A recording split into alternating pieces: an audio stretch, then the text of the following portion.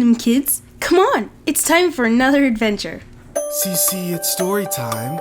Cece, it's story time. Cece always telling her stories, pink hair and socks, and she's never boring. Whiteboard with the orange tie. You need a recap? Derek is your guy. Oh, with a flow so cold. Everybody get ready for adventure mode. Heather with the crew that's so disruptive. Hey, what's that? Friendly interruption. Kingdom kids, yeah, Kingdom kids. Kingdom kids, yeah, Kingdom kids. Hey Kingdom kids, I am super excited for today's lesson. We're going to continue talking about David, and we get to answer our great big question, which is kind of a long one. It says, what should we do to the authority that God has put over us? First, I should probably clarify what authority means. Having authority means that you can tell people what to do and you are in charge of them, like how a king is in charge of his subjects, or like how a president is in charge of his country. Now, before we answer our great big question, we need a recap. Take it away, Derek. The Israelites were going to war with the Philistines. The Philistines had a giant named Goliath on their side, and he was 9 feet tall. Goliath would yell to the Israelites to send over a warrior of their own to fight him, but they were too scared. No one was strong enough to fight Goliath. So every day for 40 days, Goliath would shout at the Israelites to send someone brave enough.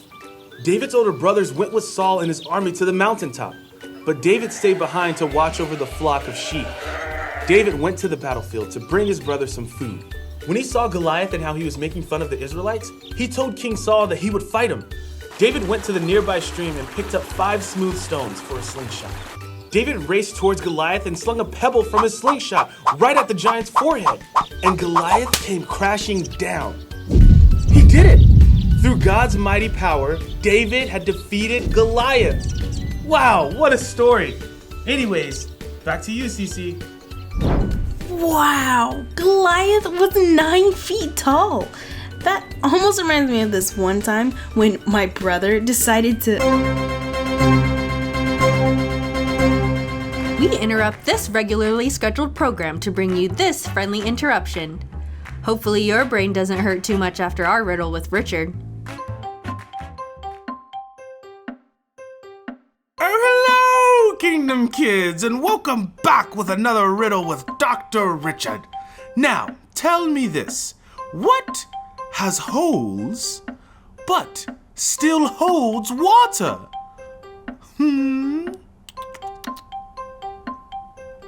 It's a sponge! Oh, it's a sponge, wouldn't you have guessed it?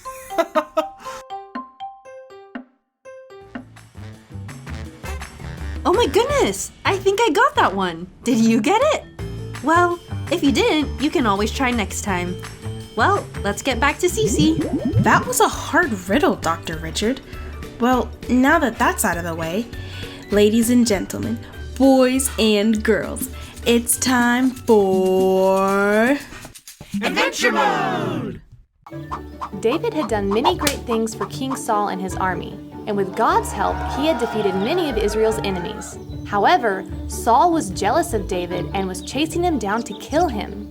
David went and hid in the hills, but everywhere that David went, Saul would follow with his army. At the time, David and his men were hiding in the back of a cave, and Saul decided to enter. David's men saw that Saul was in the cave and ran to their leader, David. They told him that Saul was with them in the cave. Now is your chance, they said. You can kill Saul and come out of hiding. David snuck up on Saul and silently cut the corner of his robe. Saul didn't even notice him. When David got back to his men, he felt angry about what he did. David recognized that Saul was still the king. He knew that it would not be right to fight the king because he was chosen by God. It didn't matter that Saul was trying to chase down David and kill him. He knew that he needed to be respectful. When Saul left the cave, David came running out after him, shouting, "My lord, the king!" Saul turned around and David bowed before him. "Look, there was a chance for me to hurt you while you were in the cave, but instead I showed mercy toward you." David held up the corner of Saul's robe that he had cut. When Saul saw this, he began to cry and said, "You are more righteous than I. You have treated me well, and I have treated you badly. You have just now told me about the good you did to me, The Lord delivered me into your hands, but you did not kill me. When a man finds his enemy, most people would not let him get away unharmed. May the Lord reward you well for the way you treated me today. I now know that you will surely be king and that the kingdom of Israel will be yours." Saul asked for David to promise to be kind to his family and not hurt them when he became king. David promised, and they both went back home. When Saul died, David became king and wanted to build a temple for the Ark of God. God told King David that when he died, his son would be the next king and that his son would build his temple, not David.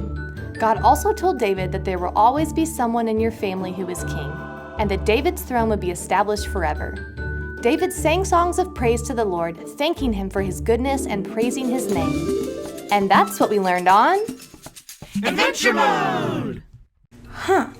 Saul was chasing David around and trying to kill him. David was literally hiding in a cave when Saul passed by them. When Saul wasn't looking, David had the perfect opportunity to get rid of Saul once and for all. But David didn't do it. It wasn't because David was a wimp. We know he's not a wimp because he went up against a 9-foot giant. But David knew that God placed Saul over him as David's king, even if Saul was doing something wrong, like trying to kill him. David still needed to honor Saul as his God-given authority. So, let's answer our question. What should we do to the authority that God has put over us? We should respect them. Well, that's all for today, Kingdom Kids. Until next time, bye!